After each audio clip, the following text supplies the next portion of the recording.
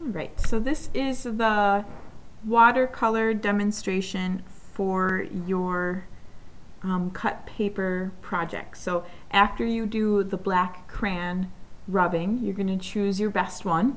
The one that you can see the lines the best around the edges of your shapes of your spaceship, as well as planets and the big planet that your spaceship is taken off from. Pretty much I'm just going to show you how to use your watercolor paints and how to get started, and then you can take off on your own and have fun with this. You're going to need your watercolor paint tray, and inside that tray there is a little brush, so you can go ahead and use that. If you have any bigger brushes at home, feel free to use those as well, you know, especially for bigger areas. You're also going to need a cup of water and yeah, your artwork.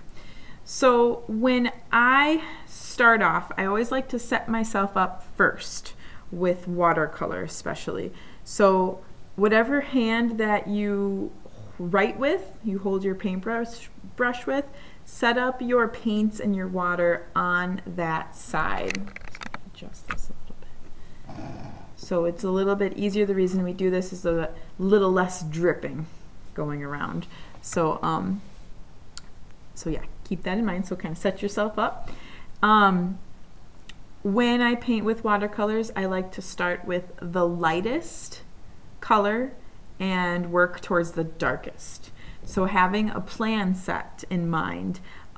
So if you'd like to use yellow, I would pick out the areas that you would like to use yellow first, and then working your way towards the darkest color, which would be black at the very bottom right here. So if you want to paint this so that it looks realistic where the sky is black, save that sky for last. All right, so yeah, dipping your brush into the water and then adding a little bit of water. So if I start with yellow, I like to just take some time and add a little bit of water and kind of mix it in there a little bit. So I'm going to go ahead and start down here with my my flames from the jets. And again, always good to add a little water every time. If you notice that your paintbrush, your paint's kind of drying up, that means, okay, it's time to get some more, little more water and a little more paint on there. If it's very light, I'm sorry, a little blurry, let's see if we can fix that.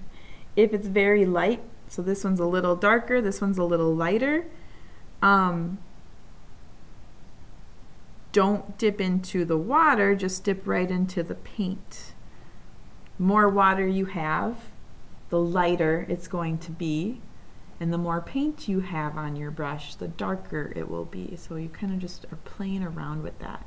Now, anytime you switch to a new color, you want to clean your brush off. I like to kind of hit the bottom of my brush and really clean it off before you go into a new color, especially if you have a blue and you're like, oh wait, I want this area to be yellow. If you're going from dark to light, that can really mess up your yellow paint if you don't clean your brush really well. So that's why I want you to go from lightest to darkest this time.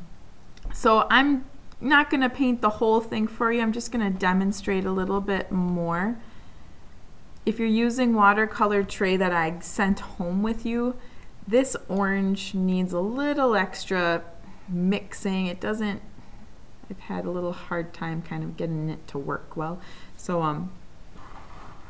yeah, I just need a little extra mixing in there. Always feel free to move your artwork around too carefully, especially if it's still a little wet. So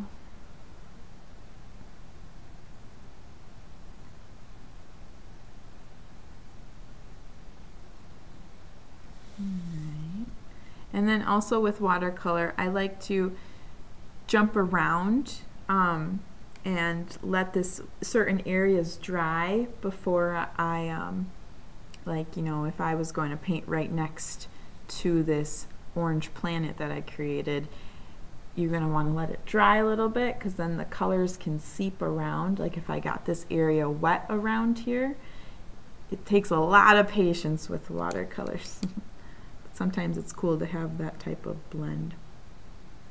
So again, I'm just working my way from the lightest to darkest. So yellow, orange, red would be next.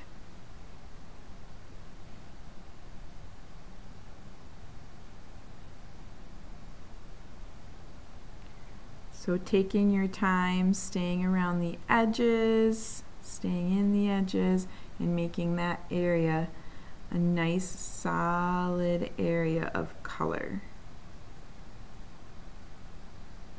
Same thing when we talk about coloring with crayons or colored pencils or markers.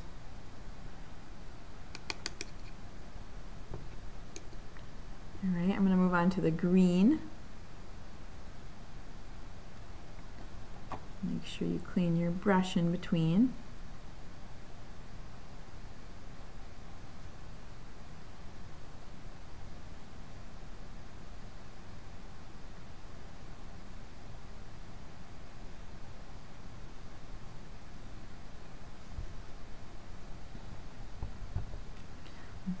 Blue or purple. I'd go with blue next in this watercolor tray, and then move on to purple. So I'm kind of looking at areas that I'm trying. There we go. Let's do this blue.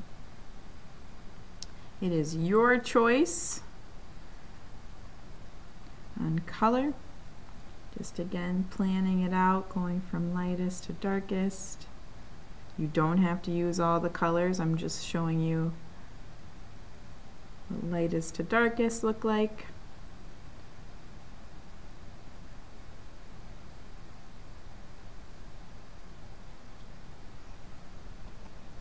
Now again, this green is still pretty wet, so I was just being extra careful. You never want any puddles of paint. If you see kind of a puddle of paint, I want you to take some time and just really smooth it out. Go back and forth with your brush. The crayon should also kind of help like stop that puddle from spreading too. It's kind of the nice thing about having a crayon ribbon.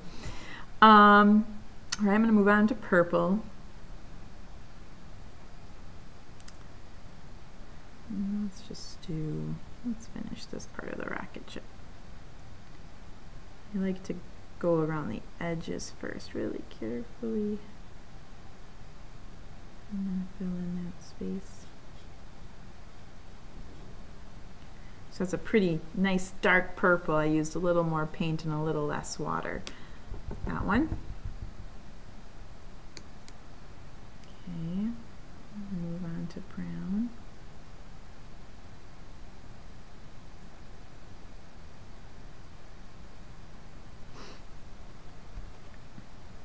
Got a few puddles there, so I'm just going to go and kind of spread that out a little bit right here.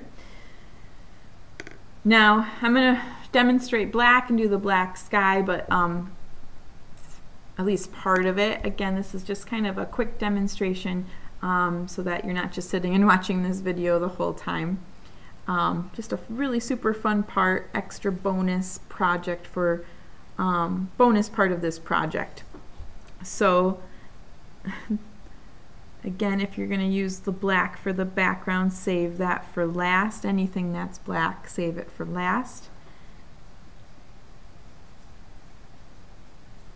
And if you have a larger paintbrush you'd like to use, otherwise this little one works actually pretty nicely for this background.